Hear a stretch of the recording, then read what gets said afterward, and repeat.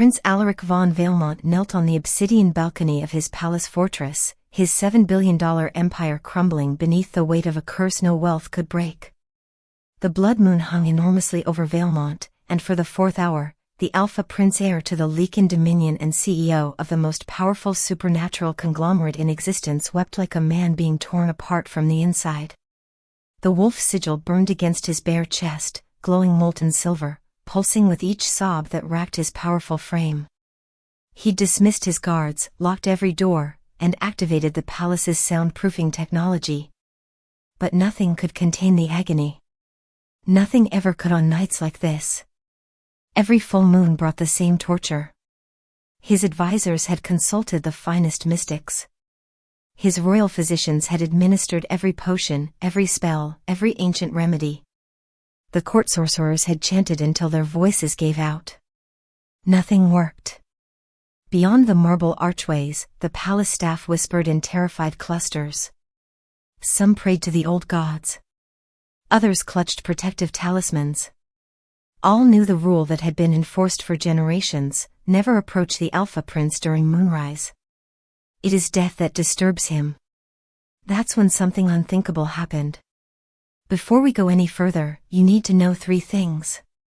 1. That touch between Caden and Alaric just activated a prophecy that's been dormant for 800 years. 2. The Council of Alphas will do anything, and I mean anything, to prevent what's coming next. 3. One of them won't survive this story.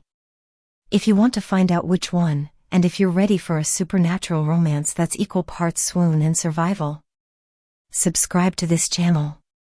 Every chapter of this story builds on the last, and missing one means missing crucial twists. Like this video if that opening already has you emotionally invested.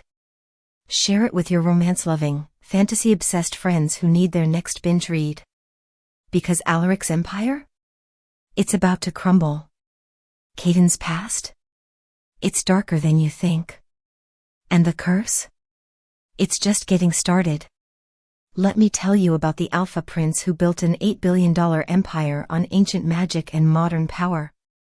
Alaric ruled an empire built on blood and billions. He controlled ancient magic and modern technology. In 72 hours, he'd face the Council of Alphas, a summit where weakness meant death, and his curse was the one secret that could destroy everything he'd built. A young maid from the servants' wing, a girl the nobles barely noticed, her uniform simple and worn, her name unknown to most, stood at the threshold of the terrace. Her hands trembled as she clutched a silver tray she'd abandoned on the floor. Without seeking permission from the guards who'd fled, without announcing herself to the prince who could kill her with one clawed hand, Caden stepped into the moonlight. "Your Highness?" Her voice cut through his anguished growls, soft but impossibly clear. Alaric's head snapped up, his eyes molten mercury, fangs already descended. "Go," he commanded, his voice fractured between man and beast. "Go before I rip you apart." But she didn't run. Instead, she moved closer, drawn by something she couldn't name: instinct, foolishness, or perhaps destiny itself. The moment her fingers touched his glowing chest, something miraculous happened. The light dimmed. The burning subsided. Complete, absolute silence fell over the entire palace as 200 servants held their breath, waiting to hear their prince's killing blow. But instead, they heard nothing. Caden was holding her hand against the wolf sigil with a steadiness that seemed impossible for someone so young, gently pressing against the ancient curse mark while humming a melody she didn't remember learning. Alaric's eyes, which had been wild with feral rage for hours, slowly focused on her face. For the first time in 7 years of cursed moons, he looked calm. Almost human. Almost at peace. "How did you?" Alaric whispered, staring at this mysterious girl who had accomplished what centuries of magic and power couldn't achieve. Caden smiled nervously, her voice barely audible. "My grandmother told me once that even monsters need someone to see their humanity." Alaric looked around and saw something that made his immortal heart stutter. Through every window, in every doorway, palace staff stood frozen in disbelief, not with fear anymore, but with awe and impossible hope. But what shocked Alaric most was what he noticed about this young woman who had just silenced a god's curse. Her wrists bore 2 pale scars, faded but deliberate. Her eyes carried an old soul's weariness. And there was a strength in her that seemed far beyond her station. "Who are you?" Alaric asked, his voice filled with wonder and something dangerously close to need. The maid looked him directly in his supernatural eyes with a courage that was startling. "My name is Caden. I'm 19 years old. I'm from the servants' quarters, and I'm not supposed to be here." She paused, glancing at the blood moon.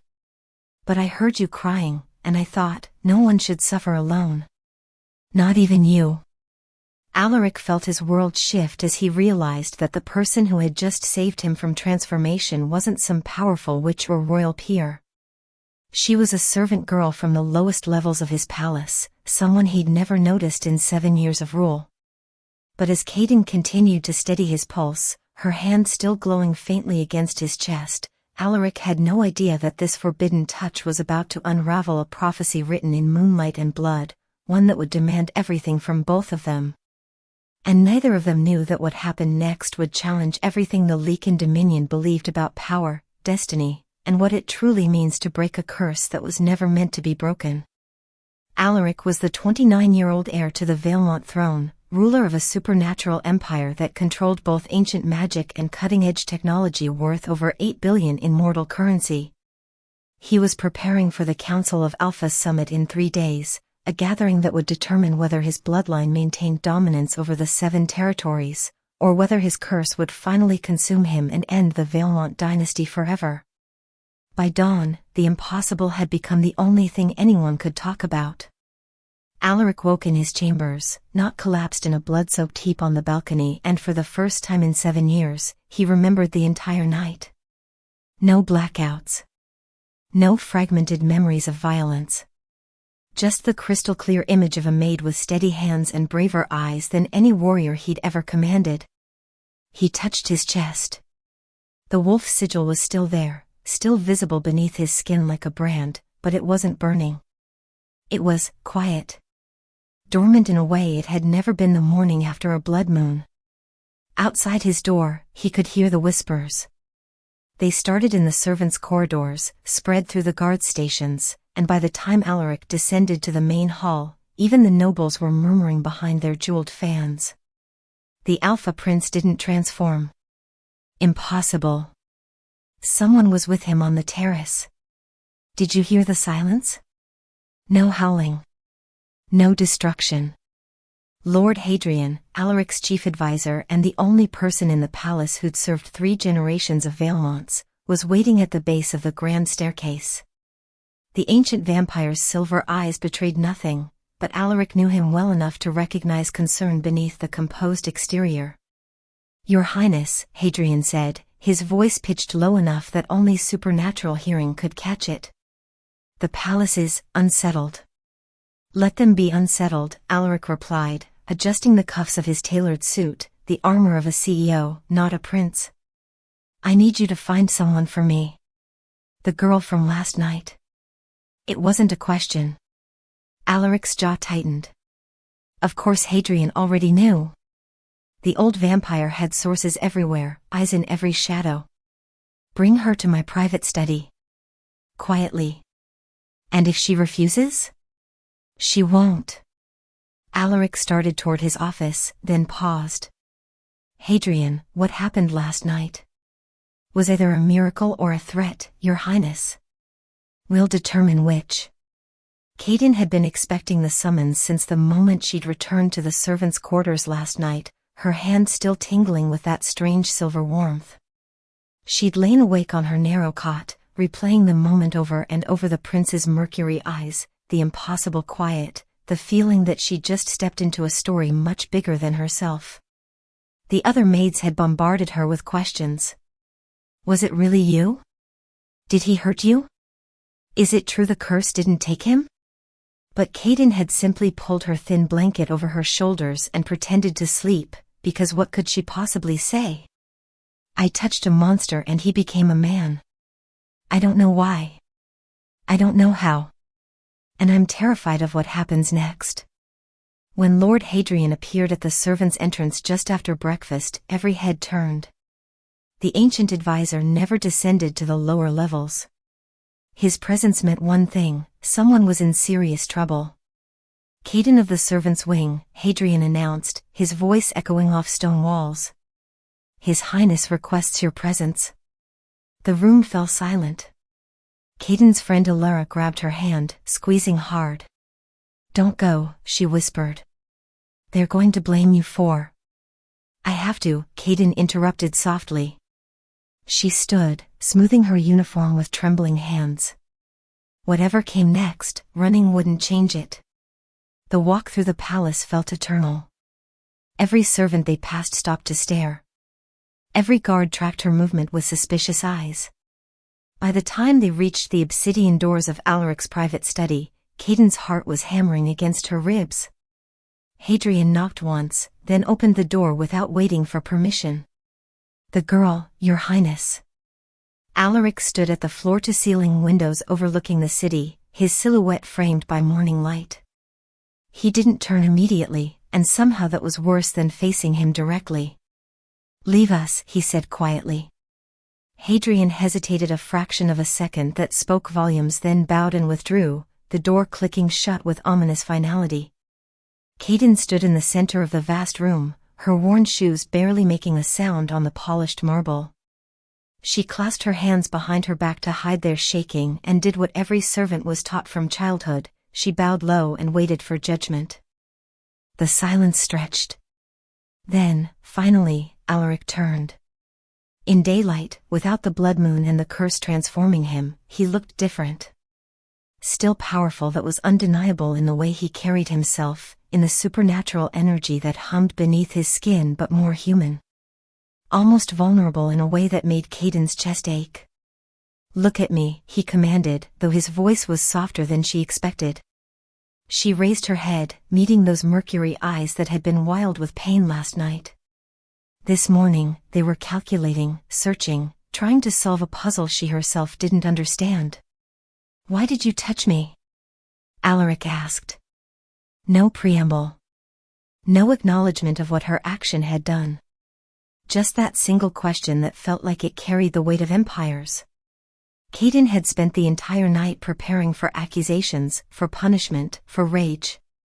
She hadn't prepared for this, for him to sound genuinely confused, as though her simple act of compassion was the most incomprehensible thing that had ever happened to him.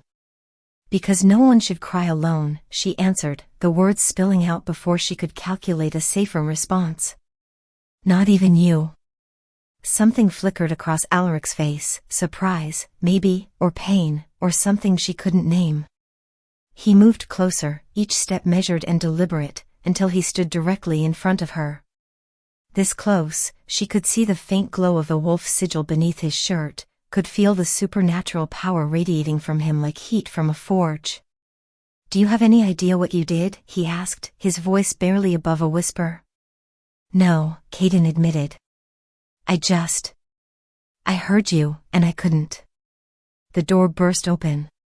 Dr. Corvus, the court physician, stumbled in without knocking, her usual composure shattered. The ancient healer's hands shook as she clutched a leather-bound journal covered in arcane symbols. "Your Highness, forgive the intrusion, but you need to see this immediately." Alaric's expression darkened. "This better be." "The mark," Dr. Corvus interrupted, something she would never dare do under normal circumstances. "I examined your sigil this morning during your routine scan. Your Highness, it's dimmed." The temperature in the room seemed to drop 10 degrees. "That's impossible," Alaric said flatly. "The curse doesn't weaken. It only grows stronger." "I know what the texts say, Your Highness. I've studied the curse of the Alpha bloodline for 2 centuries. Dr. Corvus spread the journal on Alaric's desk, revealing diagrams of the wolf sigil in various stages. "But look, this is your mark from last month. And this is from this morning. The luminescence has decreased by almost 30%. The curse pattern has started to fade at the edges." Caden watched as Alaric studied the diagrams, his jaw clenching tighter with each passing second. She didn't fully understand what they were discussing, but she understood enough. Whatever she'd done last night had changed something fundamental. "Explain the curse to her," Alaric ordered suddenly, his eyes still fixed on the journal. "She deserves to know what she stepped into." Dr. Corvus turned to Caden, her expression grave. 8 centuries ago, the first Valemont king made a deal with Fenrix, the wolf god of the Shadow Realm. He wanted power, immortality, strength, the ability to rule forever.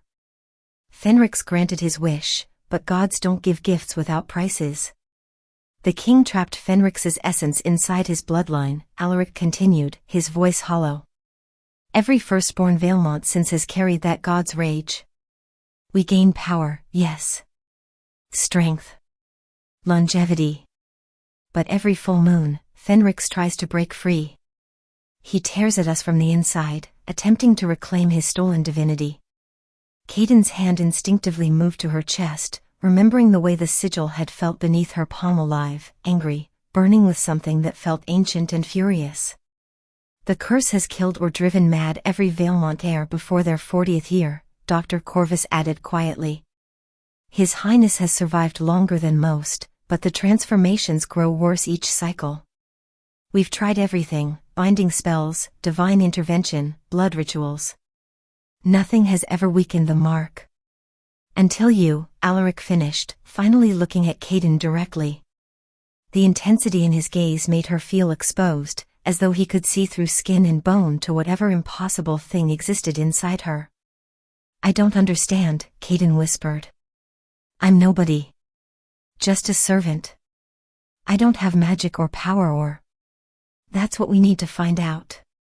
Alaric moved back to his desk, every inch the CEO who commanded boardrooms and nations. Hadrian. The door opened instantly and the vampire had obviously been listening. Your Highness? I want a full background investigation on Caden. Everything. Where she's from, who her parents were, any trace of supernatural lineage or magical affinity. Alaric's mercury eyes never left Caden's face. And I want it by tonight. Your Highness, Dr. Corvus interjected carefully, if she truly weakened the curse, the council will want to know. They'll want to study her, test her. The council knows nothing, Alaric snapped, his voice taking on the growl of command that made even ancient beings bow. Not until I understand what this means. Is that clear? Both advisors bowed. Crystal, Your Highness. As they retreated toward the door, Alaric held up one hand, stopping Caden from following. Not you. You stay. The door closed again. Caden stood frozen as Alaric circled her slowly, studying her like she was a puzzle whose solution might save or damn them both. Find out who she truly is, Alaric murmured, almost to himself. His hand reached out, hovering near her shoulder but not quite touching, as though he was afraid of what might happen if they made contact again. No human should be able to calm a beast born of gods. He dropped his hand and stepped back, putting professional distance between them. Until we understand what you are and what you can do, you're confined to the palace. No leaving the grounds. No contact with anyone outside these walls. His tone softened slightly. For your own protection. Am I a prisoner? Caden asked quietly. Alaric's expression was unreadable. You're either my salvation or my destruction.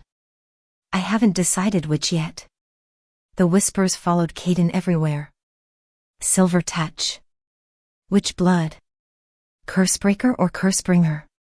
Within 3 days, she'd gone from invisible servant to the most watched person in Valemont Palace. Nobles clutched protective charms when she passed. Guards tracked her movements with suspicious eyes.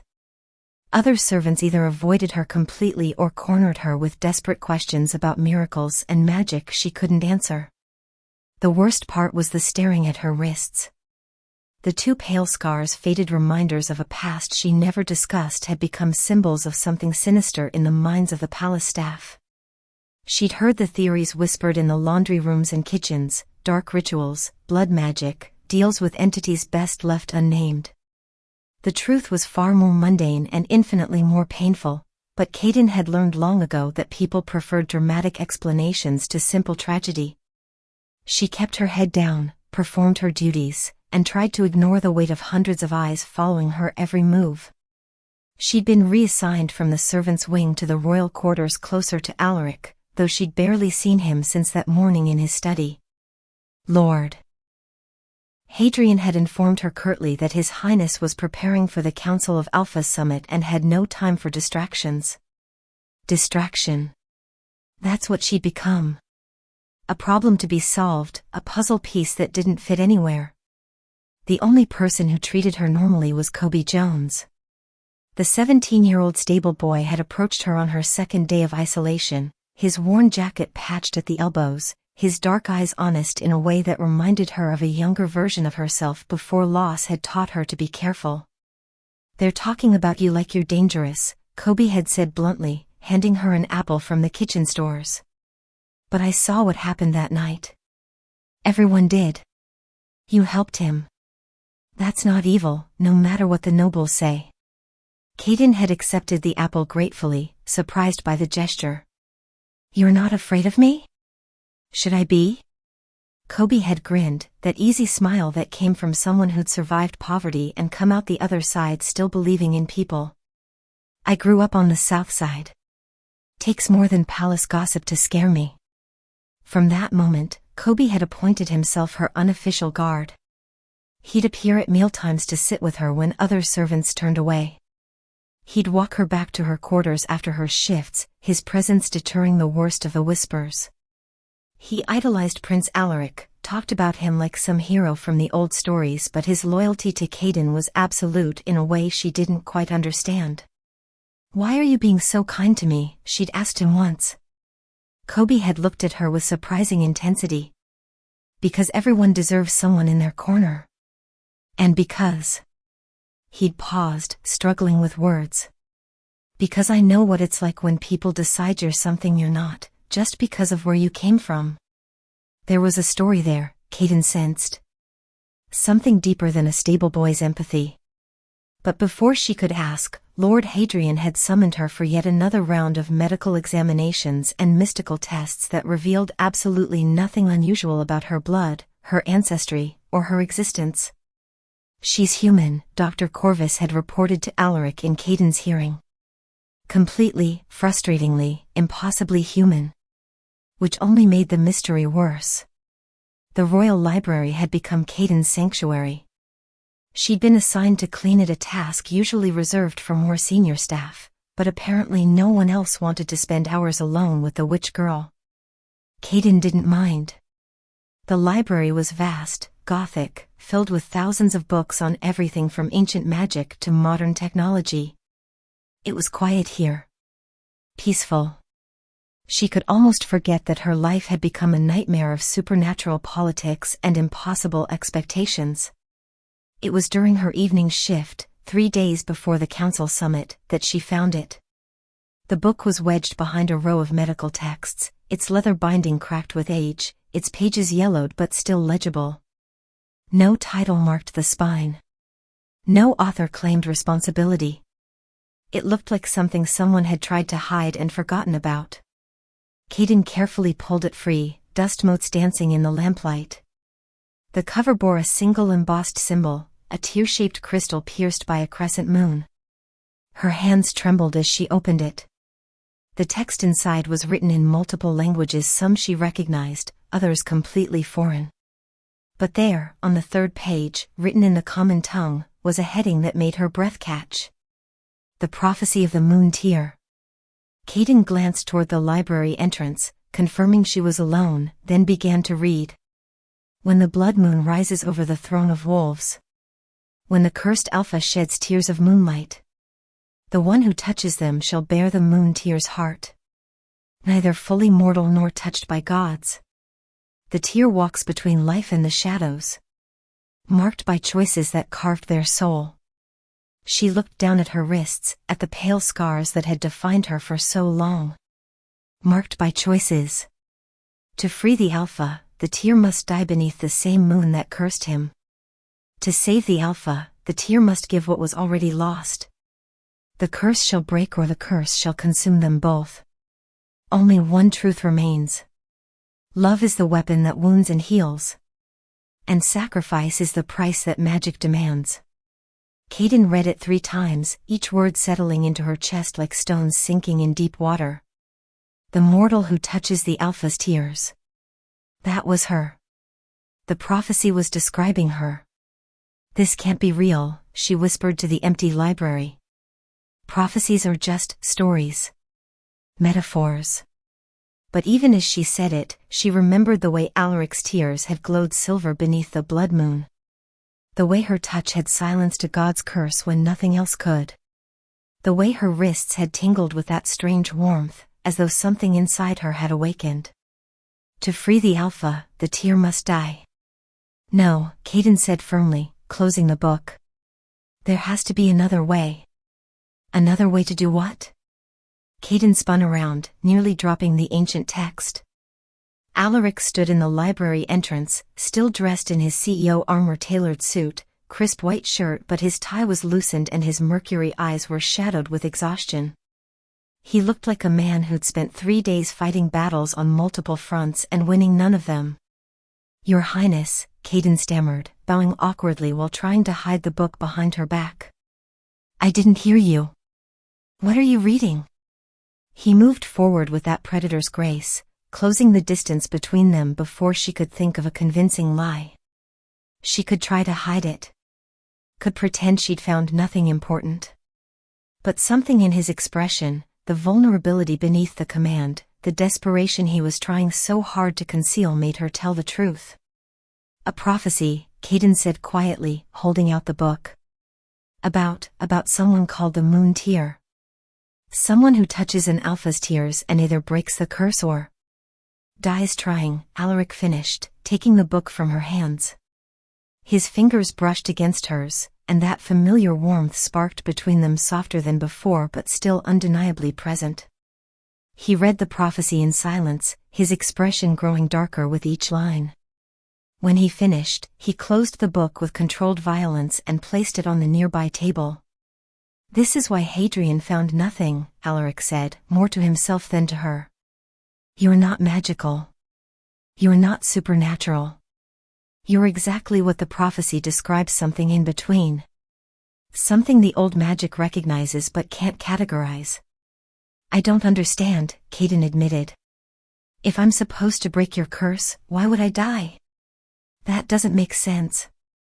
Alaric laughed, but there was no humor in it. Magic doesn't care about making sense. It cares about balance. Power taken must be power paid. The god trapped in my bloodline demands a price for freedom. And I'm the price. Kaden said it flatly, already accepting what part of her had known since that first night on the terrace. No. The word came out fierce, almost angry. Alaric turned to face her fully, and suddenly he wasn't the Alpha Prince or the billionaire CEO. He was just a man who'd been alone too long and was terrified of what he'd just discovered. No one is dying for me, he continued, his voice rough with emotion. Especially not someone who showed me kindness I didn't deserve. You can't just ignore a prophecy. Watch me. Alaric moved closer, close enough that Kaden could see the faint glow of his sigil beneath his shirt, the way his jaw clenched with determination. The council summit is in 3 days. After that, I'll have time to research alternatives. There's always another way. Always. Kaden wanted to believe him. Wanted to trust that the most powerful supernatural being she'd ever met could somehow outsmart ancient magic and divine curses. But she'd read the prophecy. She'd felt the truth of it resonating in her bones. What if there isn't another way? She asked softly. Alaric's hand rose to cup her face, the gesture so unexpected and intimate that Kaden's breath caught. His thumb traced the line of her jaw with surprising gentleness. Then we make one, he said. Together. They stood like that for a long moment, prince and maid, cursed and chosen, separated by everything except the impossible connection humming between them. Then Alaric stepped back, professionalism sliding over him like armor. But his eyes remained intense, haunted, determined. "The summit starts in 3 days," he said. "The full moon rises at 7. Whatever you did to me that night," he paused, vulnerability cracking through his controlled exterior. "Whatever you did to me, Maid. I need you to do it again." The arrangement was clinical at first. Professional. Transactional. Every evening at sunset, Caden would report to Alaric's private chambers. She'd sit in the designated chair, expensive leather, positioned exactly 8 feet from where he stood by the windows, and simply exist. Be present. Her proximity alone seemed to ease the burning that built as night approached, the way the wolf sigil would begin its nightly torture. They didn't speak much during these sessions. Alaric would work at his desk, reviewing contracts and council documents, while Caden quietly read books from his personal library. Sometimes hours would pass with nothing but the scratch of his pen and the rustle of turning pages. But the bond was forming anyway. Fragile. Unspoken. Undeniable. Caden learned his patterns, the way his jaw would clench when the pain started, how his breathing would deepen when he fought the transformation, the precise moment when he'd press his hand against his chest and close his eyes against the burning. Without being asked, she'd move closer during those moments. Not touching, but near enough that whatever strange magic existed between them could do its work. The relief on his face made something in her chest ache. "You don't have to do this every night," Alaric said one evening, his voice rough. "I know it's not comfortable." "It's fine," Caden replied, not looking up from her book. A lie. Being this close to him was anything but comfortable. Not because she feared him, though she should, but because every minute in his presence made it harder to remember he was the Alpha Prince and she was nobody. Made it harder to ignore the way her heart would speed up when their eyes met. Made it dangerous to forget that prophecies ended in sacrifice.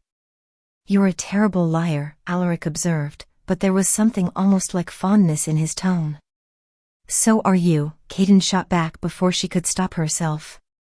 "You keep saying this arrangement is purely practical, but I've seen you relax when I walk in. Like you've been holding your breath all day and finally remembered how to breathe." Silence.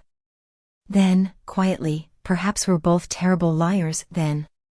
The distance between them was 8 feet, then 6, then 4, shrank a little more each night. Kobe noticed, of course. The stable boy had started appearing wherever Caden went, his usual easy smile replaced by something tighter. More worried. One afternoon, he cornered her in the palace gardens, his dark eyes intense. "You're spending every night with him," Kobe said without preamble. "The prince. Everyone's talking about it."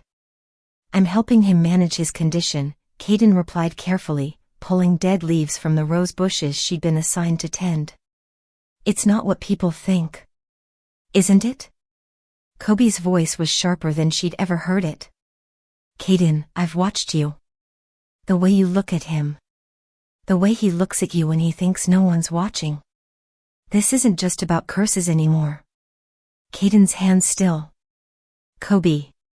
"He's the Alpha Prince," Kobe interrupted, frustration bleeding into fear.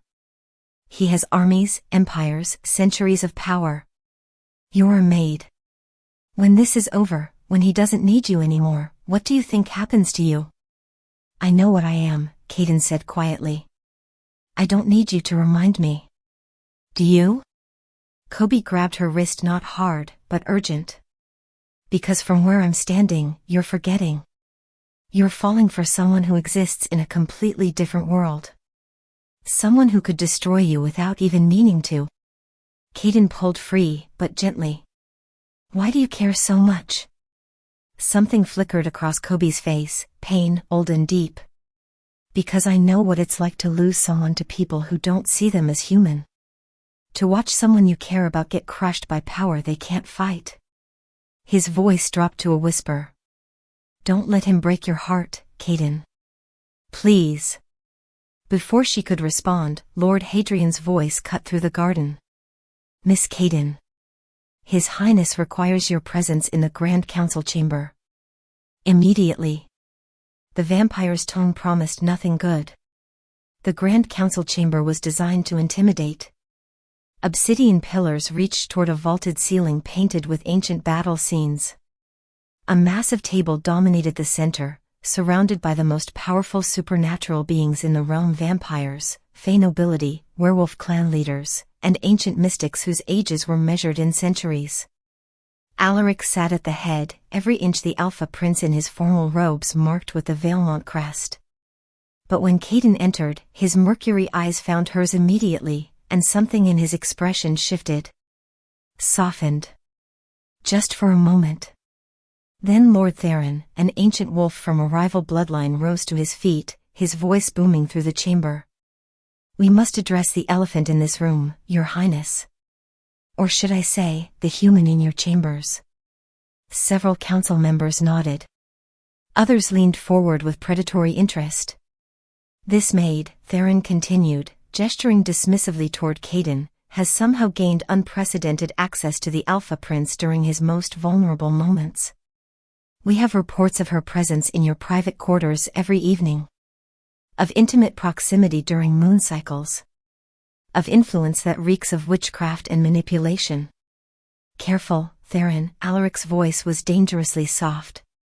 You're very close to insulting me. I'm protecting you, Your Highness. This girl appears from nowhere, somehow calms your curse, something no magic in 8 centuries has accomplished, and now has you under her spell. The timing alone is suspicious. The Council of Alpha Summit approaches, and suddenly you're distracted. I am not distracted. Ice crept into Alaric's words. Lady Seraphine, a fey noble whose beauty was only matched by her cruelty, smiled coldly. Then prove it, Your Highness. Banish the girl. Send her away before she causes further complications. Surely you can manage your condition without her for one summit. The girl has a name, Alaric growled. Use it. Very well. Banish Caden, then. Seraphine's eyes glittered with malice. Unless you're admitting she's become necessary to you. The challenge hung in the air. Every council member watched, waiting to see if their prince would choose political wisdom or something far more dangerous. Caden's heart hammered. This was her chance to leave, to escape before the prophecy's ending claimed her. She should speak up, should agree to go, should. The growl started low in Alaric's chest, building until it shook the very foundations of the chamber. Glasses rattled. Ancient tapestries trembled on the walls. Several council members actually stepped back, reminded that the man before them wasn't just a CEO or politician, he was a predator whose power could level cities. When Alaric spoke, his voice carried the weight of absolute command. She stays. Silence. Absolute, terrified silence. The next person who questions my judgment, Alaric continued, his eyes glowing that supernatural mercury, can take their concerns directly to Fenrix himself when I tear their throat out. Are we clear? No one argued. No one even breathed too loudly. This meeting is adjourned. Alaric stood, his gaze sweeping across every face. And if I hear one more whisper about witchcraft or manipulation, I'll remind this council why my bloodline has ruled for 8 centuries. He strode from the chamber without another word, leaving Caden standing alone before the assembled supernatural elite. Lord Hadrian appeared at her elbow, his ancient face unreadable. You should leave now, Miss Caden. Quickly. She didn't need to be told twice. She found him on the balcony where it had all begun. The moon was rising, not full yet, but close enough that the wolf's sigil glowed through his shirt. Alaric stood with his hands braced against the stone railing, his shoulders tight with tension that had nothing to do with the curse. You shouldn't have done that, Caden said softly, stepping out of the shadows. I know. They'll use it against you. Claim you're compromised. I know. Alaric. Do you fear me? He turned to face her, and his eyes were haunted. Vulnerable in a way she'd never seen before. After that display in the council chamber. After seeing what I can become when I'm angry. Do you fear me? Caden considered lying. Consider the safe answer that would preserve the professional distance between them. Instead, she told him the truth. Yes, she admitted. I fear you. I fear your power, your rage, everything you could do to me with a single thought. Something in his expression cracked. But, Caden continued, moving closer, I fear what you'll become without someone who sees you even more. Someone who sees past the Alpha Prince and the CEO and the curse. Someone who just sees you. Alaric stared at her like she'd just performed another miracle. Who are you? He whispered. Really? I don't know, Caden answered honestly. But I know I can't walk away. Even though I should. Even though the prophecy says. Forget the prophecy. His hand reached up, fingers tangling gently in her hair. For once in my cursed existence, let me have something good without destiny demanding blood payment. And then, for the first time since Caden had known him, Alaric smiled. Not the cold CEO smirk or the political prince's courtesy. A real smile, soft and genuine and heartbreakingly human. The moon rose higher, bathing them both in silver light. Alaric's chest began to glow as it always did, the wolf sigil preparing for its nightly torture. But this time, something was different. Instead of the burning agony that usually doubled him over, warmth spread through his chest. Gentle. Almost pleasant. The mark glowed brighter, but the light was softer, somehow less like fire and more like starlight. What? Alaric pressed his hand to his chest, wondering about the pain in his expression. It doesn't hurt. The curse is activating, but it doesn't. She's healing me, he whispered, his eyes finding Caden's. You're actually healing me. Kobe had never meant to spy. He'd been returning the prince's horse to the royal stables after the evening ride when he'd noticed the door to the archive wing standing ajar, unusual, since that section of the palace was supposed to be locked after sunset. His curiosity, always stronger than his common sense, had pulled him inside. The curse archives were vast, Gothic, lined with centuries of documentation about the Valemont bloodline's deal with Fenrix. Glass cases held ancient artifacts. Walls displayed genealogical charts tracing the curse through 8 generations. And there, in the corner beneath a flickering lamplight, was a tapestry depicting the original binding ritual. Kobe had seen it before, on the rare occasions when he'd been sent to deliver messages to the archivists. But tonight, something caught his eye that he'd never noticed before. The symbol embroidered into the robes of the subjugated wolves, the ones the first Valemont king had conquered to gain Fenrix's attention, was a crescent moon pierced by 3 stars. The same symbol burned into his father's old pendant. The one Kobe wore hidden beneath his shirt every single day. His hands trembled as he pulled the pendant free, holding it up to the tapestry. Perfect match. Undeniable. No, Kobe whispered. That's not possible. But as he looked closer at the tapestry, at the name stitched in ancient script beneath the conquered wolves, his world tilted on its axis. The Moonshadow Pack. Bound to servitude eternal for their defiance. Moonshadow. His father had whispered that name once, during a fever before he died. Kobe had been 12 and hadn't understood. I had thought it was delirium, nothing more. Now, standing in the archive with his father's pendant burning hot against his palm, Kobe understood everything. His bloodline hadn't just been conquered. They'd been cursed and bound to serve the Valemonts forever, their power stripped away, their legacy erased from history. You shouldn't be here. Kobe spun around. The royal seer, Miriam ancient, blind, terrifyingly perceptive, stood in the doorway, her milky eyes somehow seeing far more than they should. I was just, Kobe started. Looking for answers about who you are, Miriam finished, moving into the room with the confidence of someone who'd walked these halls for centuries. You've been drawn here before, boy. I felt you circling this truth like a wolf circling prey. I don't understand, Kobe said, though his grip tightened on the pendant. What does this symbol mean? What is the moonshadow pack? Miriam's expression was grave. Sit down, child. This story requires sitting. The tale Miriam told was worse than Kobe had imagined. 8 centuries ago, before the Valemonts rose to power, the Moonshadow Pack had been the strongest werewolf clan in the realm, noble, just, protectors of the balance between supernatural and mortal worlds. When the first Valemont king sought to trap Fenrix for power, the Moonshadows had opposed him, warning him that stealing divine essence would curse his bloodline forever. The king had ignored them. More than that, he'd punished them for their defiance. The binding ritual required sacrifices, Miriam explained, her blind eyes fixed on something only she could see. Fenrix demanded blood from the strongest wolves to anchor his prison. The Valemonts slaughtered the Moonshadow Pack's leadership and used their power to strengthen the curse. Kobe felt sick. They killed them? Worse. They bound the survivors and all their descendants to eternal servitude. Stripped them of their wolf forms, their supernatural strength, their very identity.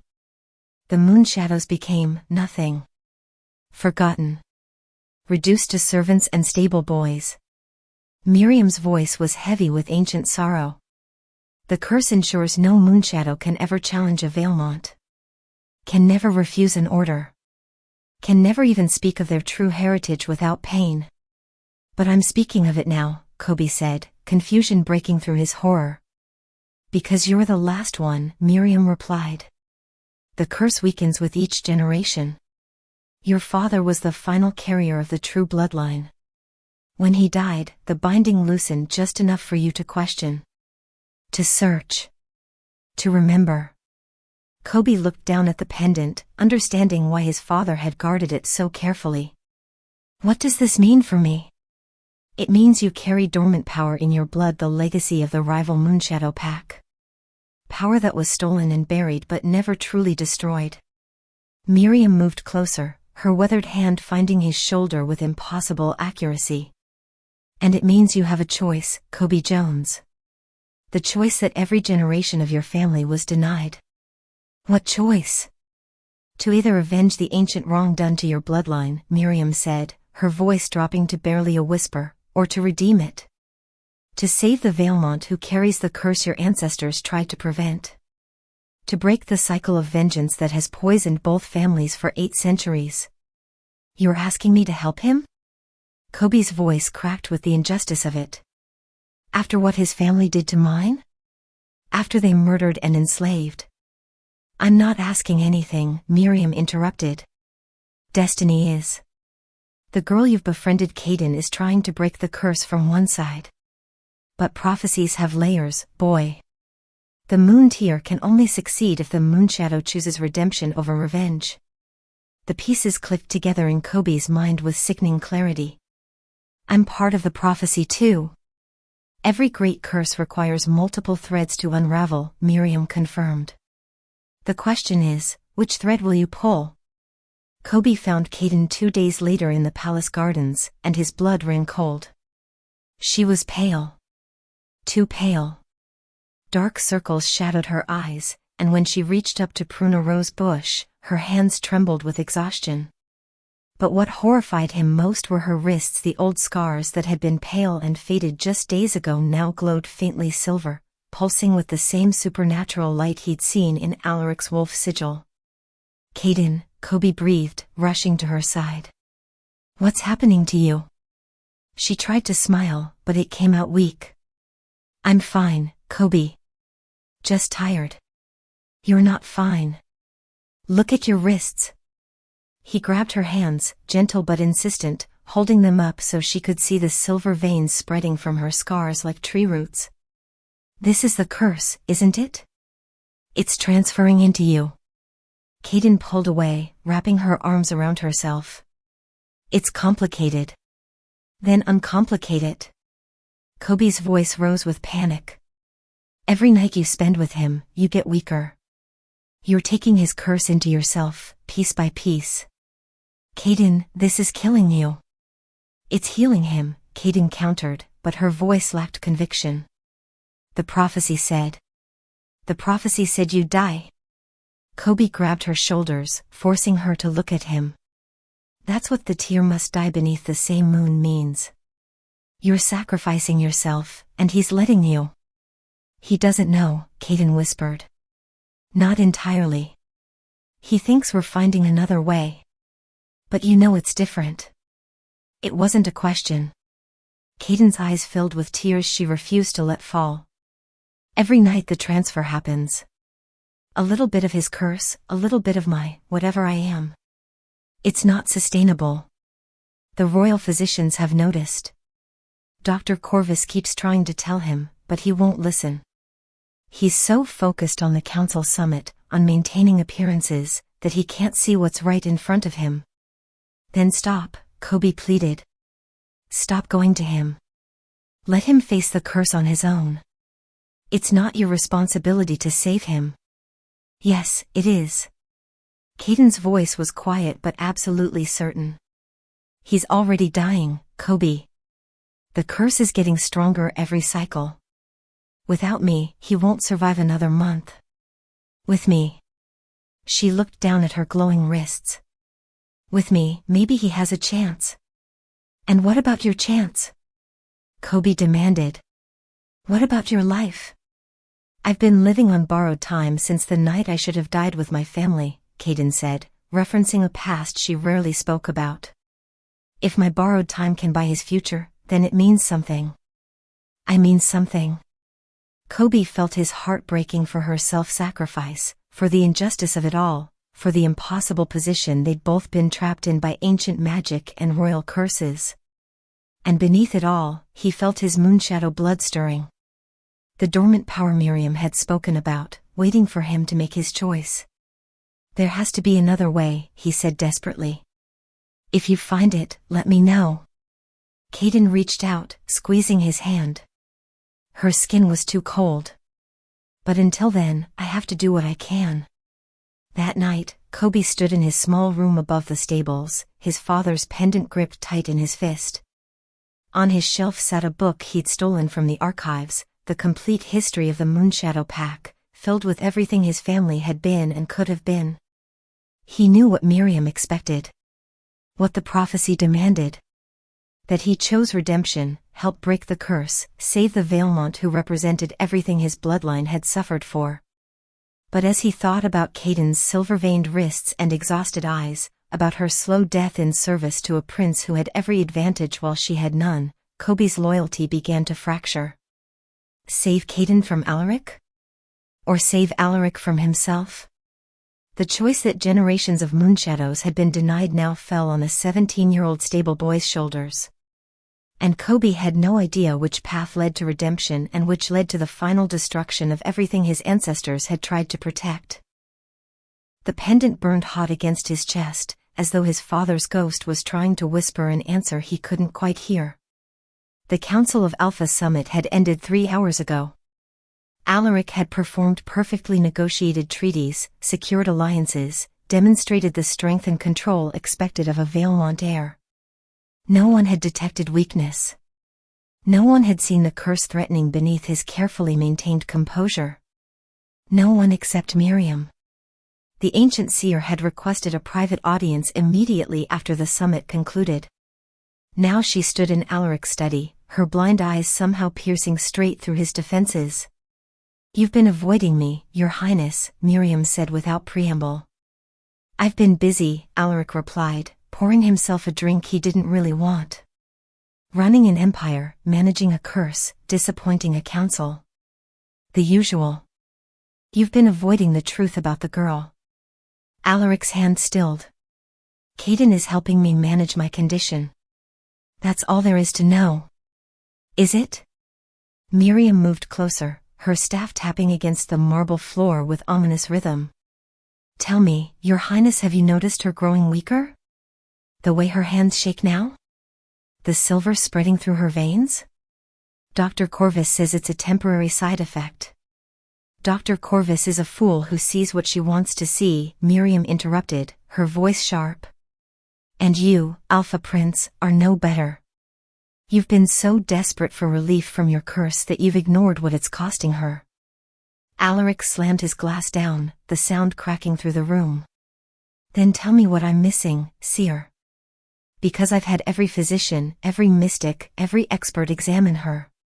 They all say the same thing: she's human, unremarkable, nothing that explains what she can do. That's because they're looking at what she is, Miriam said quietly. Not what she's becoming. She reached into her robes and pulled out a scroll ancient, sealed with wax that bore the mark of the first Valemont king. I've kept this for 8 centuries, waiting for the prophecy to activate. Waiting for the signs to align. Her blind eyes fixed on Alaric with terrible certainty. They have aligned, Your Highness. And you need to hear the complete version. Not the fragments you found in the library. The whole truth. Alaric took the scroll with hands that wanted to tremble. He broke the seal, unrolled the parchment, and began to read. The prophecy of the moon tear. When the cursed alpha sheds tears of moonlight, the one who touches them shall bear the moon tear's heart. Neither fully mortal nor touched by gods, the tear walks between life and the shadows, marked by choices that carved their soul. The curse shall recognize what magic cannot name: a heart that chose to die once before, a soul that carries scars of willing sacrifice. Only such a one can bear the god's wrath. To free the alpha, the tear must die beneath the same moon that cursed him. To break the binding, the willing must replace the stolen. One life for one curse. One choice for 8 centuries of suffering. The alpha may refuse this trade, but refusal dooms them both, for the curse, once divided, cannot be unmade. It consumes the tear slowly, and then returns to destroy the alpha tenfold. Only in death can the tear set them both free. Only in sacrifice can love defeat God's revenge. The scroll fell from Alaric's hands. No, he whispered. This can't be. It's already happening, Miriam said, her voice heavy with centuries of grief. Every night she spends near you, the curse transfers piece by piece into her. She's absorbing Fenrix's wrath, pulling it out of your bloodline and into her mortal form.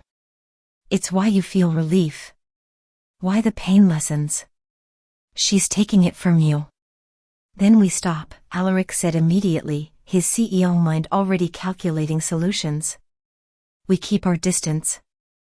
I forbid her from. The transfer is irreversible once begun, Miriam interrupted. The curse has already recognized her as its new vessel. If you separate now, it will simply consume her faster while returning to torture you.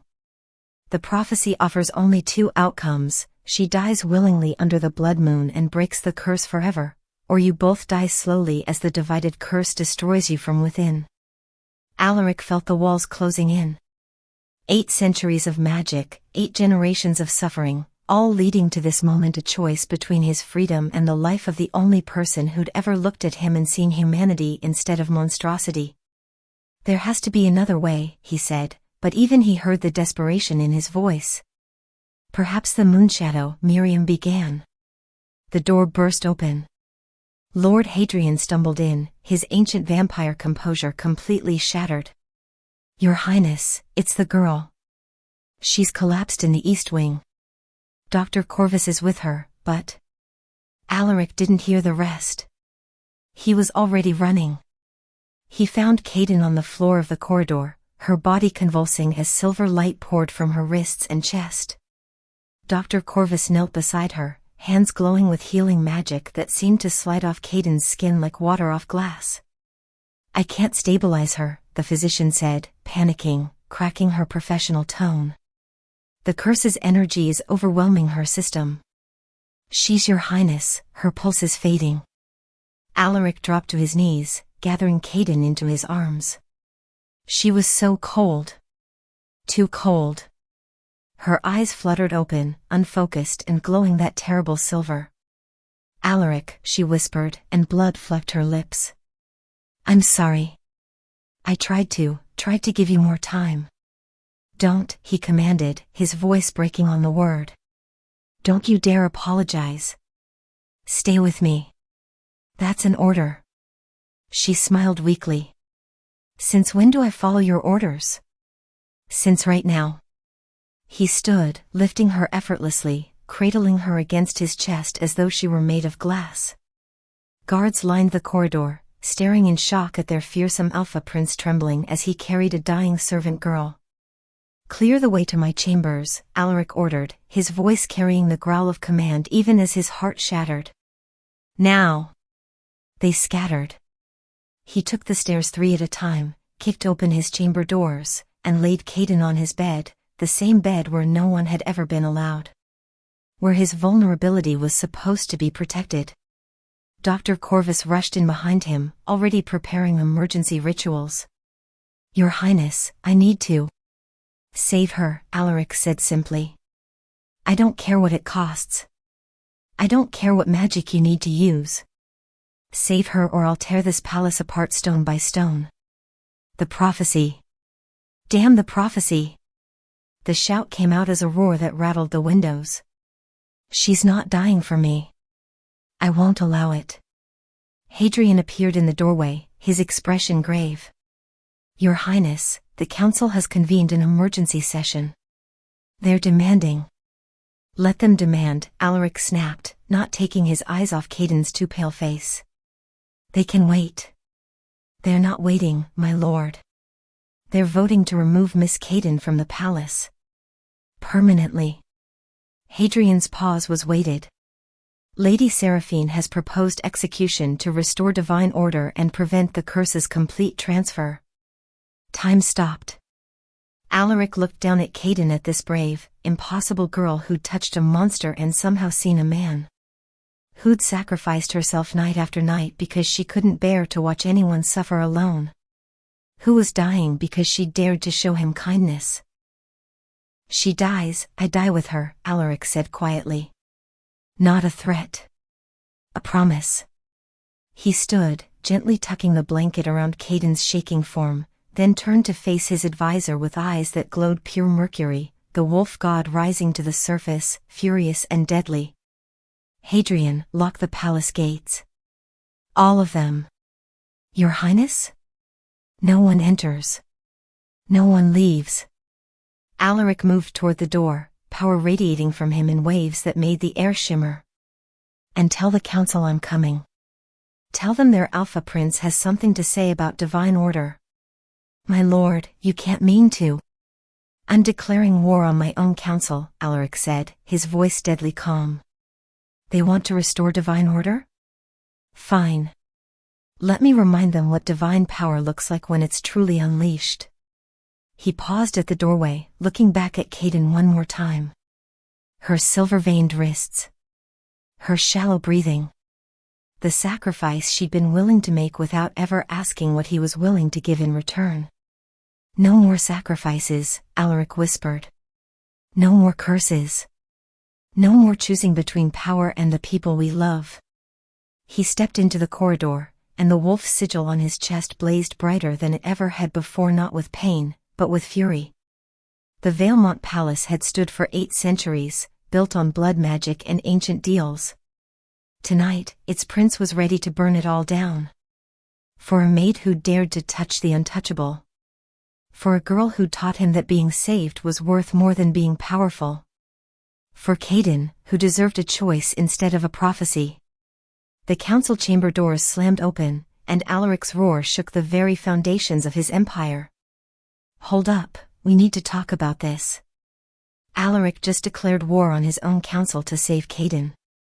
But here's the question that's tearing this story apart. Who's right? Drop a comment right now. Team Alaric if you think he should fight the prophecy and save Caden at any cost. Team Council if you think they should follow the prophecy to break the curse permanently. Team Kobe if you think the moonshadow bloodline deserves justice first. Like this video if you're emotionally wrecked by this chapter, and subscribe because the next one is going to break your heart even harder. Share this with someone who needs to suffer through this story with you, because the blood moon is rising and someone's not making it out alive. Comment your team below. Let's see where everyone stands before everything falls apart. The palace had become a war zone. Alaric's declaration against the council had fractured centuries of carefully maintained order. Within hours, word had spread beyond the obsidian walls. The Alpha Prince had chosen a mortal over divine law, had defied prophecy itself, had committed the unthinkable sin of putting love before power. The Old Faith's loyalists had responded with righteous fury. They gathered outside the palace gates as the blood moon rose, hundreds of them, maybe thousands. Werewolves from traditional packs who believed the curse was sacred punishment. Mystics who served Fenrix directly. Ancient beings who remembered when gods walked freely and mortals knew their place. Their chants echoed through the night, let the curse claim him. Let divine order be restored. Let the tear fulfill her destiny. Inside, the palace staff barricaded doors and windows. Guards took defensive positions, though many looked uncertain, torn between loyalty to their prince and fear of defying the gods themselves. The council members had locked themselves in the grand chamber, arguing about whether to support Alaric or surrender Caden to the mob outside. And in Alaric's chambers, Caden lay dying. Dr. Corvus had tried everything. Healing spells slid off her skin. Potions wouldn't stay down. The silver veins had spread from her wrists to her arms, creeping toward her heart with each passing hour. Her breathing was shallow, labored, each breath a battle she was slowly losing. Alaric sat beside her bed, holding her cold hand, watching helplessly as the curse he'd been born with devoured the only person who'd ever made him feel human. Your Highness, Hadrian said quietly from the doorway. The mob is attempting to breach the gates. Our defenses won't hold much longer. Let them try, Alaric said, his voice hollow. I'll kill every single one of them. Even if you could, and you probably can, it won't change the prophecy. It won't save her. Then what do you suggest? Alaric's mercury eyes blazed. That I let them take her? Let them sacrifice her to restore their precious divine order. Before Hadrian could answer, Kobe burst into the room. The stable boy was breathing hard, his father's moonshadow pendant glowing faintly against his chest, responding to the supernatural chaos flooding the palace. His eyes found Caden's unconscious form, and something in his expression hardened. I'm getting her out of here, Kobe announced. You're not taking her anywhere, Alaric growled, rising to his feet. Look at her. Kobe shouted, fear and anger warring in his voice. Every second she stays near you, the curse consumes more of her. The prophecy is activating whether you accept it or not. The only way to save her is to separate you before the transfer completes. The seer said separation would kill us both. The seer serves Valemont interests, Kobe interrupted. Has it occurred to you that maybe just keeping you two apart might break the connection before it's too late? Alaric moved with supernatural speed, suddenly inches from Kobe's face. You dare question? I dare. Kobe stood his ground, even as every instinct screamed at him to submit to the Alpha's dominance. His moonshadow blood stirred, giving him courage his ancestors had been denied. My bloodline was destroyed by yours. My family was enslaved for 8 centuries because of Valemont decided his power mattered more than anyone else's life. I won't watch you do it again. Not to her. The two stood locked in confrontation, prince and stable boy, Valemont and Moonshadow, centuries of injustice hanging between them. Then Caden's voice, barely a whisper, Kobe, don't. Both men turned. Caden's eyes had opened, silver light flickering in their depths. She looked at Kobe with profound sadness. He's trying to save me, she said softly. Let him try. Caden, Alaric started. I trust him, she interrupted. If there's even a chance. The words hit Alaric like a physical blow. After everything, after he'd declared war on his own council, after he'd been willing to burn his empire to protect her, she was choosing to leave with someone else. The wolf god inside him stirred, jealous and possessive and furious. Fine, Alaric bit out, turning away before his control could slip. Take her. Save her. Do what I apparently cannot. Kobe carried Caden through the palace's hidden passages, servant corridors that the nobles didn't know existed. She was light in his arms, too light, as though the curse was consuming her from the inside out. This is going to work, Kobe whispered, more to convince himself than her. We get you far enough away, the connection breaks, you'll heal. Kobe. Caden's hand weakly gripped his shirt. You know that's not true. It has to be true, he said fiercely. I didn't discover my heritage just to watch you die for his curse. They emerged into the courtyard just as the palace gates groaned under assault. The mob's chanting had become a roar. Lightning cracked across the blood moon sky, unnatural and violent. And then Alaric screamed. The sound was barely human, part agony, part rage, part something primordial and divine. It echoed from the palace towers, shaking the very stones of the ancient fortress. Kobe froze. What? The transformation was beginning. But this was different from the controlled shifts Alaric had managed for years. This was the curse unleashed in its purest form, Fenrix's wrath given physical shape. The wolf god inside Alaric had sensed Caden's absence, and it was enraged. Another roar split the night. Windows shattered throughout the palace. The mob outside fell silent, their righteous fury replaced by primal terror. He's losing control, Caden gasped, trying to push out of Kobe's arms. Put me down. I have to. No. Kobe held her tighter. That's exactly what we're trying to prevent. If you go back to him now. Lightning struck the palace's highest tower, and for a moment, Kobe saw a massive shadow rising above the obsidian walls, far larger than any werewolf should be. Fenrix himself, made manifest through Alaric's breaking body. The wolf god was taking over completely. Caden struggled weakly in his arms. He needs me. Kobe, please, he needs. The foundations shook. The mob scattered, screaming.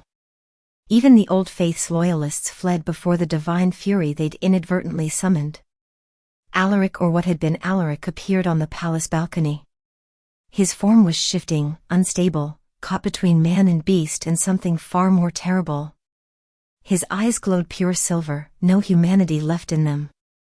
The wolf sigil had spread across his entire chest, burning bright enough to illuminate the courtyard. His gaze found Caden instantly. The possessive fury in that stare made Kobe's blood freeze. This wasn't the prince anymore. This was the god who'd been trapped for 8 centuries, finally breaking free, and it wanted back what had been calming its rage. Put her down, a voice said, layered, impossible, speaking with both Alaric's tone and something ancient and furious beneath it. Put down what is mine. Kobe, Caden whispered urgently. Please. Before he destroys everything. Kobe looked down at her silver-veined face, at the girl who'd become his friend, at the sacrifice walking willingly toward her fate.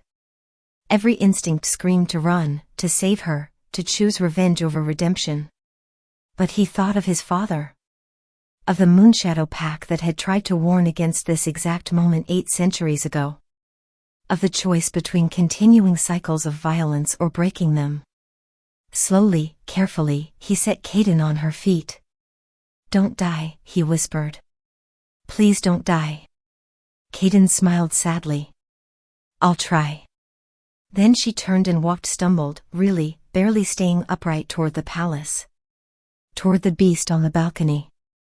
Toward the god-possessed prince who was moments away from laying waste to his own empire. The wind picked up, howling through the courtyard. The blood moon pulsed overhead, brighter than it had any right to be. And Caden, dying and determined, climbed the stairs to face the monster she'd chosen to save.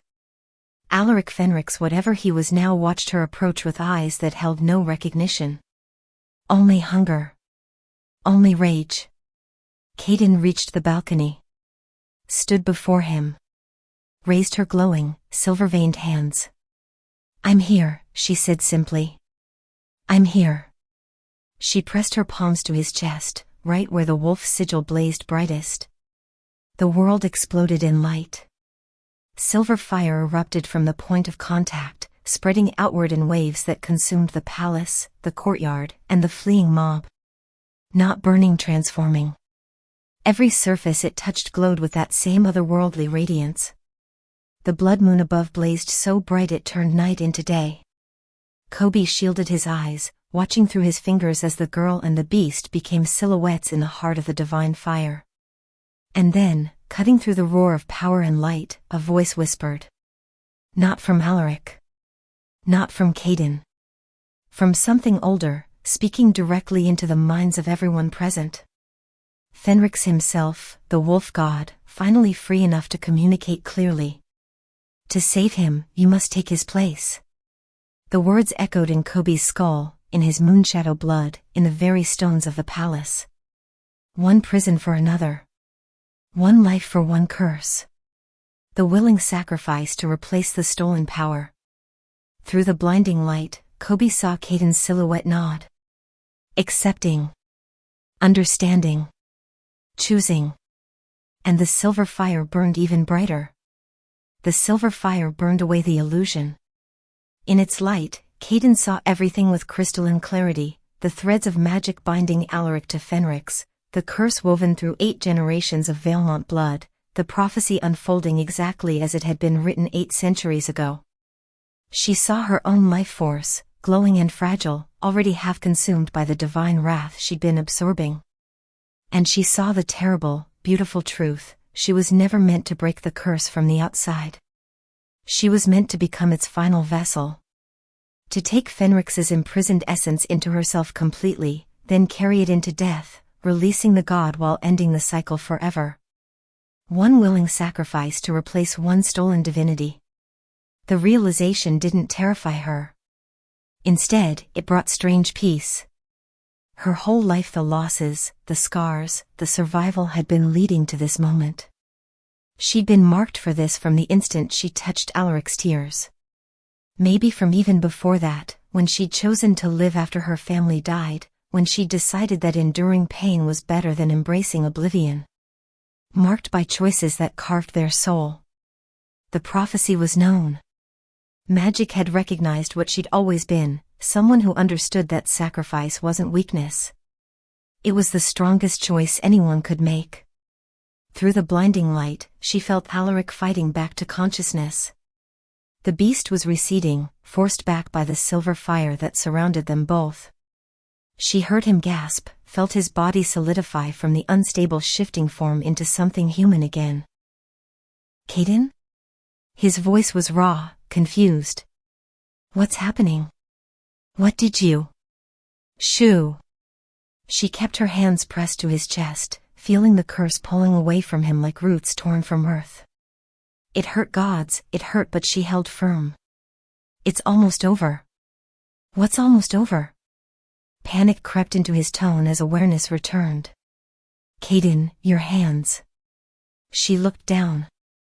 Her arms were translucent now, silver light visible through her skin like she was becoming part of the fire itself. The curse was consuming her physical form, transforming flesh into pure magical energy that would dissipate with Fenrix's release. No. Alaric's hands came up, gripping her wrists desperately. No, stop. Whatever you're doing, stop it right now. I can't. Caden smiled, even as tears tracked down her fading cheeks. It's already done. The curse recognized me as its final vessel. The transfer is complete. Then transfer it back. Alaric shouted, his mercury eyes wild with terror. Give it back to me. I can handle it, I've handled it for years. It doesn't work that way. Her voice was gentle, infinitely sad. The prophecy only moves in one direction. Forward. Toward the end. I don't care about the prophecy. His grip tightened, as though he could hold her together through sheer will. I don't care about the curse or the empire or any of it. Caden, please. You once asked why I touched you that night, she interrupted softly, needing him to understand before the end came. Do you remember? Alaric's breath hitched. In my study. After the council meeting. You asked why I touched a monster when everyone else ran away. Caden raised one translucent hand to cup his face, feeling the warmth of his skin even as her own grew cold. The answer was simple. You weren't a monster to me. You were just human. Crying and alone and in pain. And I thought her voice broke. I thought no one should have to suffer like that. Not even you. Caden. You were the first person in years who looked at me and saw someone worth saving, she continued, words spilling out in a rush because time was running out. Every day in this palace, I was invisible. Just a maid. Just a servant. But you looked at me like I mattered. Like I was real. You are real, Alaric said fiercely, pulling her closer even as silver light poured from her skin. You're the most real thing I've ever known. Don't you dare fade away. Don't you dare leave me alone again. Caden felt the curse's final surge, Fenrix gathering himself for ascension, pulling the last threads of connection from Alaric's bloodline into her rapidly dissolving form. She had minutes. Maybe seconds. I'm not leaving you alone, she whispered. I'm setting you free. There's a difference. I don't want freedom without you. Around them, the silver fire blazed brighter. The blood moon overhead began to crack, light spilling through the fissures like the universe itself was splitting apart to release what had been trapped too long. Caden could feel Fenrix's consciousness now ancient, wild, not evil but not human either. A god who'd been imprisoned for crimes he didn't commit, twisted by centuries of rage into something dark. He spoke to her without words, showing her visions of what would happen if she didn't complete this, Alaric dying slowly, the curse returning tenfold, destroying not just him but everyone he loved, spreading like poison through the Vailmont line forever. Or she could end it. Now. Here. With one final choice. I love you, Caden said, the words simple and devastating. I know I shouldn't. I know it's impossible and foolish and breaks every rule. But I love you, Alaric von Vailmont. And because I love you, I'm choosing this. Don't. His voice broke into a sob. Please don't do this. I'll find another way. Give me time, give me. Caden kissed him. Not desperate or passionate. Gentle. Tender. A kiss that tasted like moonlight and goodbye and every moment they'd never have. She poured everything into it, gratitude for seeing her, sorrow for leaving him, hope that he'd survive and live and maybe, someday, forgive her for choosing this. Alaric kissed her back like a drowning man, like he could keep her tethered to life through contact alone. But magic doesn't bend to love. It only acknowledges sacrifice. The silver fire exploded outward in a shockwave that flattened everything for miles.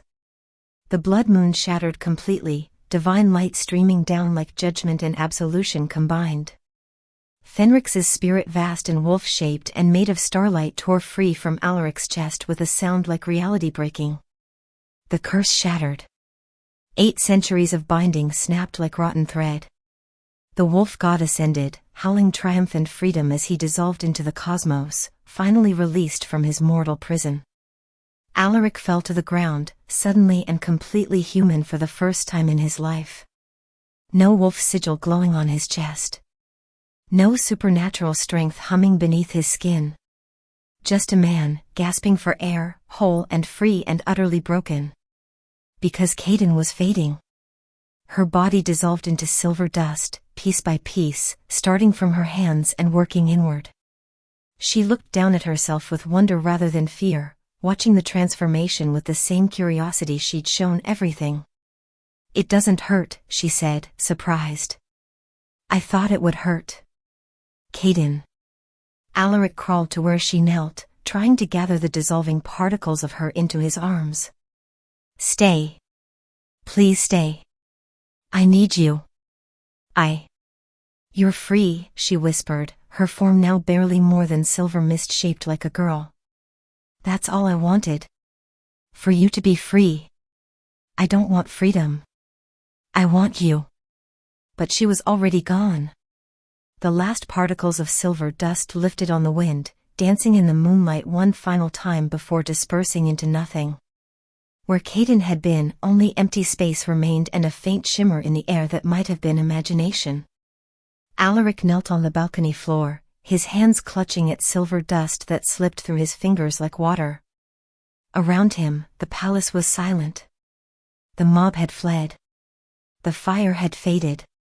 Even the shattered moon was beginning to reform, reality stitching itself back together after divine intervention. But none of that mattered. Because she was gone. The girl who'd touched a monster and seen humanity. The maid who'd sacrificed everything for a prince who'd never deserved her. The woman who'd taught him that being saved was worth more than being powerful. Gone. Turned to dust beneath the moon that had cursed and then freed him. For a long moment, Alaric simply knelt there, processing the impossible. He was human. Mortal. The supernatural power that had defined his entire existence had vanished with the curse. He could feel his heartbeat normal, unenhanced, frighteningly fragile. Could feel exhaustion and pain and grief in ways that supernatural resilience had always muted before. He was free. And he'd never felt more imprisoned in his life. The scream built in his chest, slowly gathering force, accumulating every emotion he'd suppressed for 29 years. Rage at the prophecy. Grief for what he'd lost. Fury at the gods who demanded such prices. Love for a girl he'd barely known but who'd changed everything. When it finally tore free, it was barely human, a cry of anguish so profound it echoed across the valley, through the obsidian palace, into the very bones of the empire he ruled. The sound split the reforming moonlight in two, carved itself into the memory of everyone who heard it, became the moment when the Alpha Prince, no, just Alaric now, just a man, broke completely.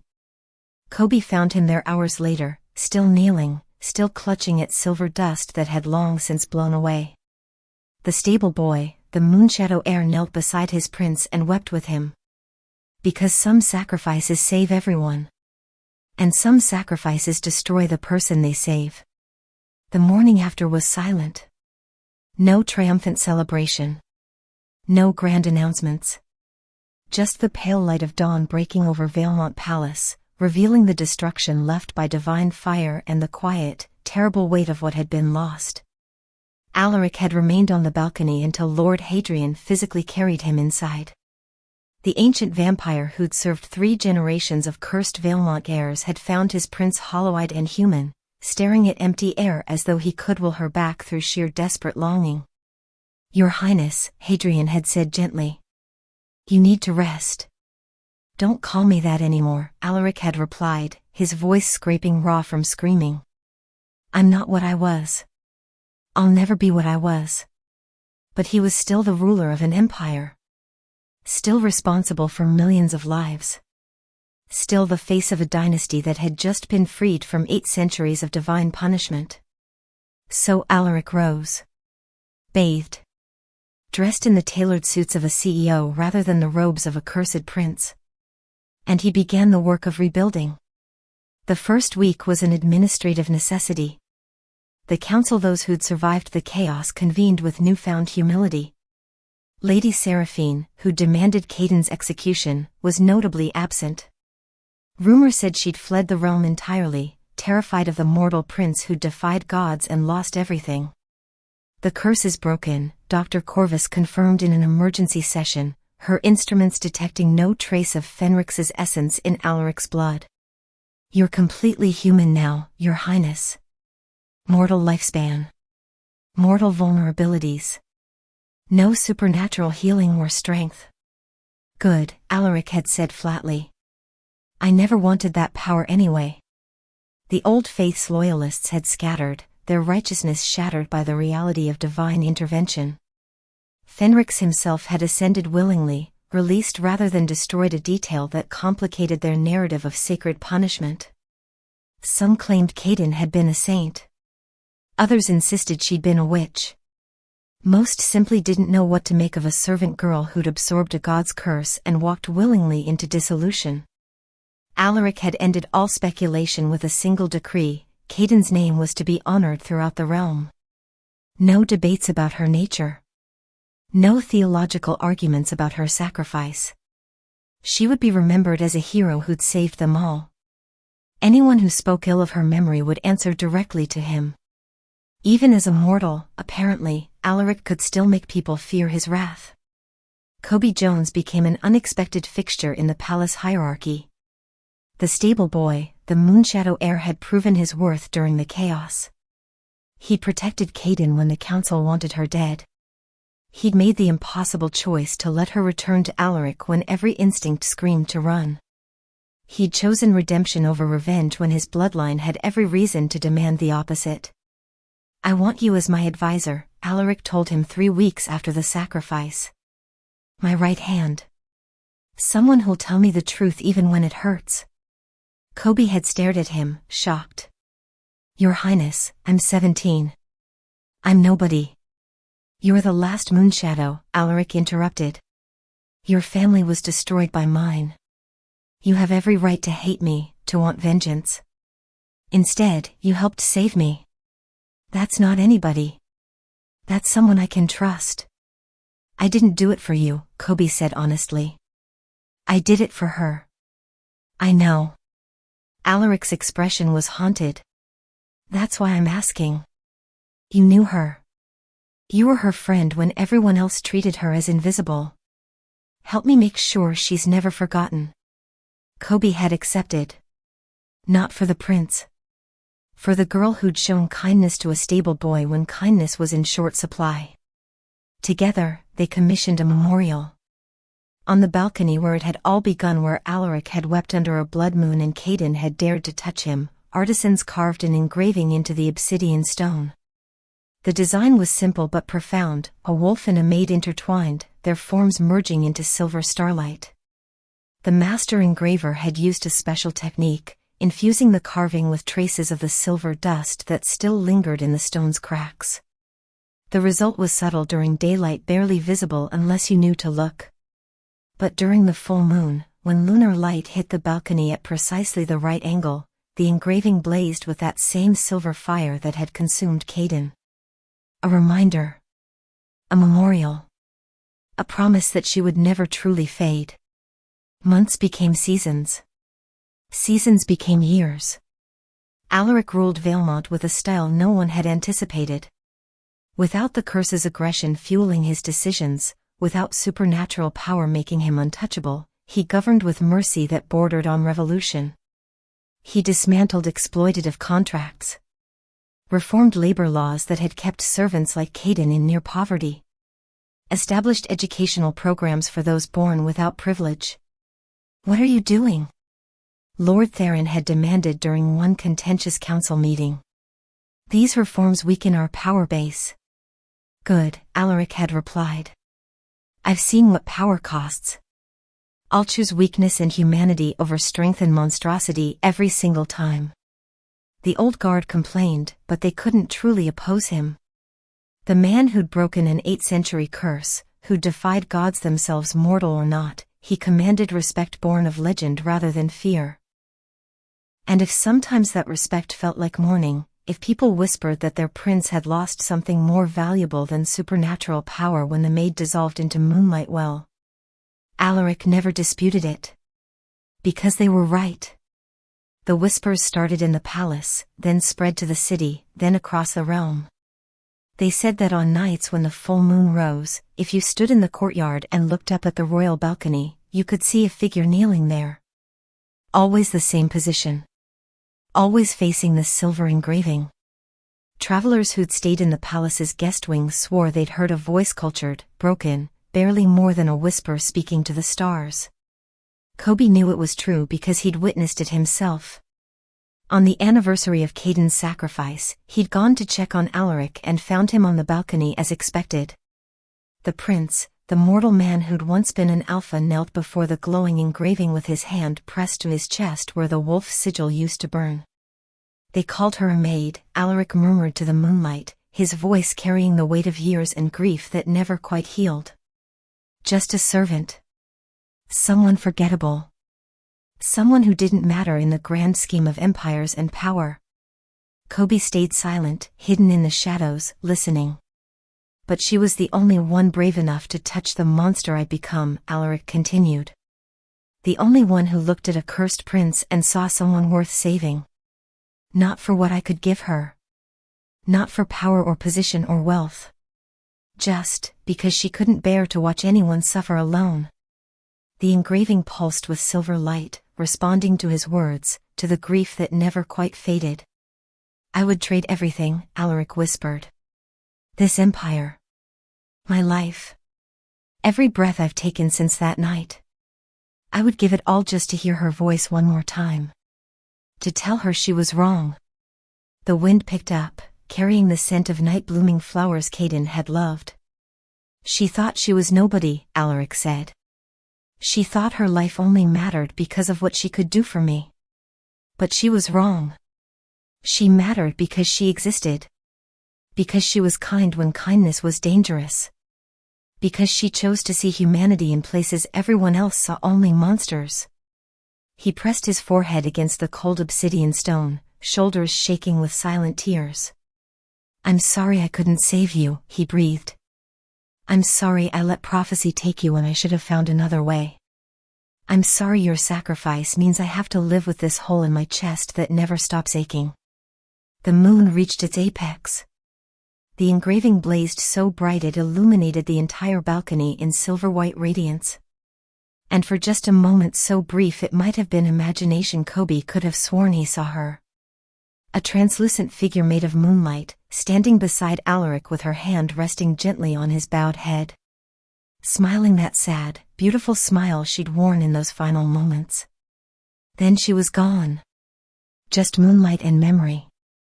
Alaric remained kneeling until dawn, whispering her name to stars that had witnessed the sacrifice and would remember long after mortals forgot. Years later, when Kobe had become Lord Advisor and the Moonshadow name had been restored to honor, when the Valemont Empire had transformed into something built on mercy rather than fear, travelers still came to see the legendary balcony. They'd stand in the courtyard at night, looking up at the silver engraving that glowed under the full moon. Some came seeking miracles. Others came for the story.